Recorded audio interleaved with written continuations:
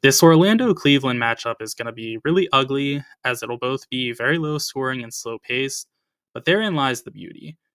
The Magic have the second best defensive rating in the association, and Paulo Banchero is a budding star in the league with a versatile co-star in Franz Wagner. Similarly, Cleveland is sixth in defensive rating, and though they possess a more established cast than the Magic do, there's some serious questions about their team after getting whooped by the Knicks last year in the playoffs.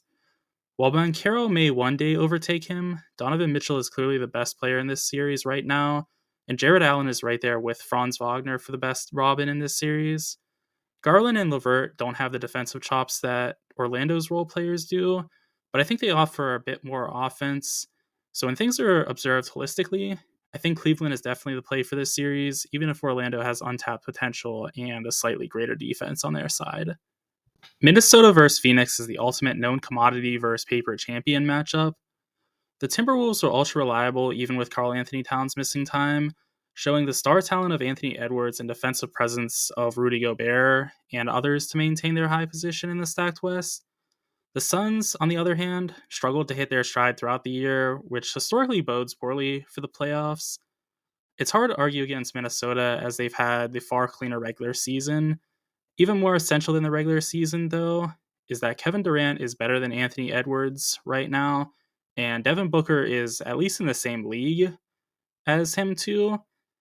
I don't have faith in the Suns all that much because of how they performed in the regular season, and I don't like them beyond their key seven-man rotation. But the fact is, the talent is there, and no one else will be really getting minutes in the playoffs after their seven guys. So because of that, I'm rolling with Phoenix. Philly looked primed to take this Knicks series because Julius Randle's absence left the Knicks without one half of their star-studded duo. Additionally, though Jalen Brunson is a certified superstar at this point, Joel Embiid should be the best player in this series, with a serious co-star in Tyrese Maxey too.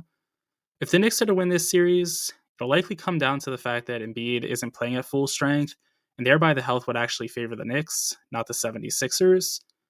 Additionally, OG Anunoby and Dante DiVincenzo are among the best defensive role players in this league, so they should make Maxey's life difficult, as will Isaiah Hartenstein and Mitchell Robinson for Embiid.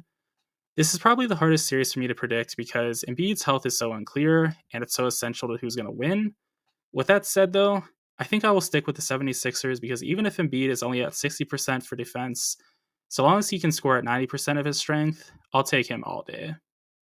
I generally try to come up with an argument for why each team could win, and I'm going to be honest, I struggle to see how the Lakers can win this. With all due respect to LeBron and AD, Jokic is pretty far and away the best player in this series. Denver has home court, and the rest of the Nuggets team just makes sense. I'd rather have Davis than Jamal Murray, but after that, basically every other option 1 through 5 is in favor of Denver. I don't care that Denver has had Los Angeles' number. I think straight up for this series, the Nuggets are simply the better team. The Lakers should make this more of a series than they did last year, but I simply don't see them winning it. On one hand, Miami has the best coach in the league and a great defensive-minded, gritty team. On the other hand, Boston has everything going for them. Jimmy Butler will likely miss the whole series, and even if he did play, Jason Tatum would likely have been the best player in this series anyway. Without Butler, the three best players in the matchup are all Celtics, so I don't see it as a question of if Boston will win, it's merely how many games will it take. I think Miami is strong-willed enough to take a game, but that's about it. If you want to take the Clippers, you can feel solid in knowing that they have a legitimate big three, and Dallas has just 2 stars.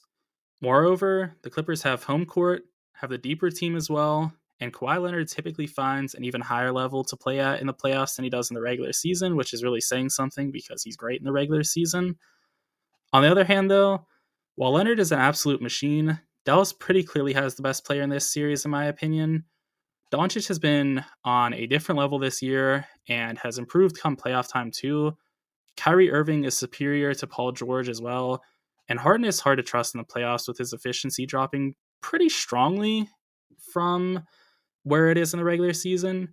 And in addition to that, Kawhi is likely not at 100% right now, which makes it even more difficult to trust the Clippers.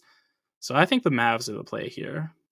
Milwaukee could be in some serious trouble against Indiana, as the Pacers have a fantastic offense, ranking second in offensive rating, and more importantly, Giannis might miss the entire first round.